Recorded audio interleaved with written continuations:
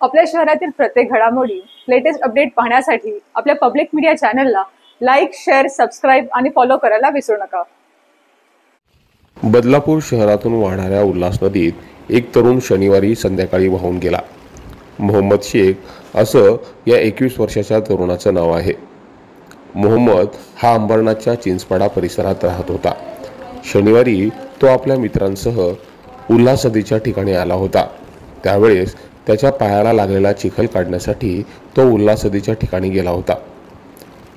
त्याच वेळी त्याचा तोल गेला आणि तो नदीत पडला। यावेळी त्याचे दोन मित्र त्याला वाचवण्यासाठी नदीत उतरले, मात्र ते देखील वाहून जात होते। तिथल्या स्थानिकांनी त्याच्या दोन मित्रांना बाहेर काढलं, मात्र मोहम्मद वाहून गेला। दरम्यान रात्री उशिरा त्याचा अग्निशमन दलानं शोध घेतला होता, मात्र तो शनिवारी मिळून आला नाही। रविवारी पावसाचा जोर जास्त असल्यानं उल्हास नदीच्या पाणीपातळीत मोठी वाढ झाली होती, त्यामुळे दिवसभर त्याचा शोध घेता आला नाही। आज पावसाचा जोर कमी आहे, त्यामुळे नदीची पाणीपातळी कमी झाल्यानंतर पुन्हा एकदा त्याची शोध मोहीम हाती घेतली जाईल। मात्र मोहम्मद वाहून गेल्यानं त्याचं काय झालं याच्या चिंतेत मोहम्मदचा कुटुंबीय आहे। मोहम्मद हा झोमॅटो या डिलिव्हरी कंपनीत कामाला होता।